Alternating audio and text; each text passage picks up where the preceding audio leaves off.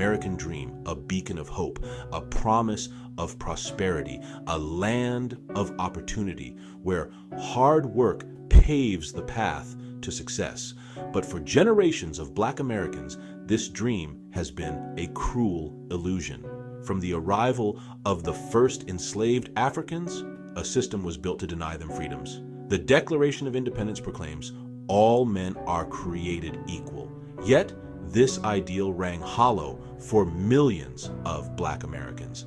The legacy of this hypocrisy continues to cast a long shadow.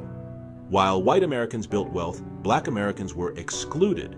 They were denied access to education, healthcare, and fair wages.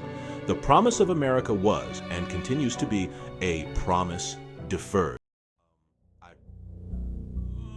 For over 2 centuries, the institution of slavery fueled the engine of American capitalism. Millions of Africans were forcibly brought to these shores, their labor exploited to build the wealth of white landowners and the nation as a whole. From the cotton fields of the South to the bustling ports of the North, the blood and sweat of enslaved Africans watered the tree of American prosperity. The economic impact of slavery was staggering. It provided the raw materials that fueled the Industrial Revolution and lined the pockets of slaveholders, bankers, and merchants. This stolen labor provided the foundation for the nation's economic dominance, while Black Americans received nothing but the scars of oppression. Even after the abolition of slavery, the exploitation continued. Black Americans were denied fair wages, access to land ownership, and opportunities to participate in the burgeoning economy. The denial of economic opportunity was not an unintended consequence of slavery. It was a deliberate strategy to maintain white supremacy. Generations later, the devastating consequences of this economic injustice are undeniable.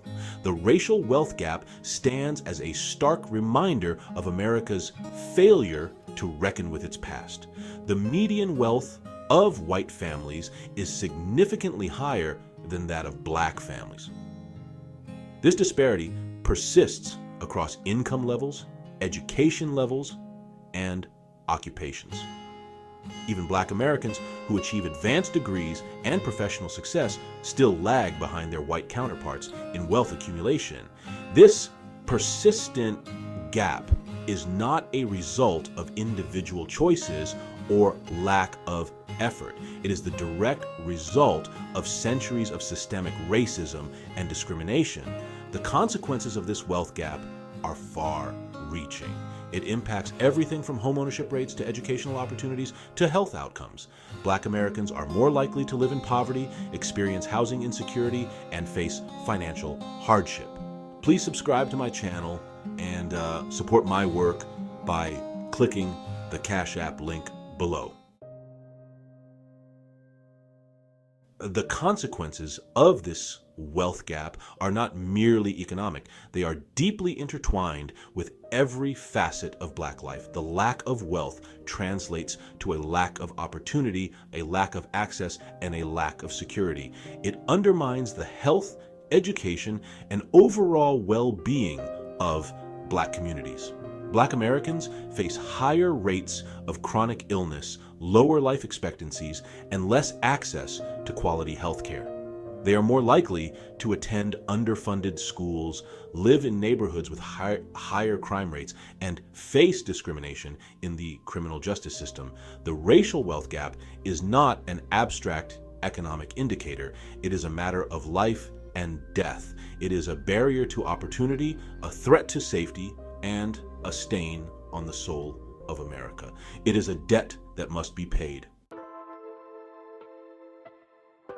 Some argue that the solution to the racial wealth gap lies in individual effort, hard work, and personal responsibility, but this argument ignores the systemic barriers and historical injustices that continue to disadvantage Black Americans.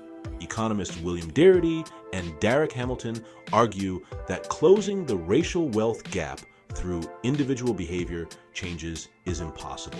The gap is too vast, the barriers too entrenched.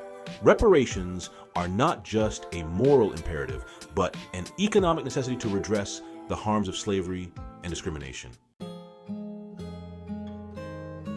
The call for reparations is often met with resistance and skepticism. Some argue that it is impossible to determine who should receive reparations and how much they should receive.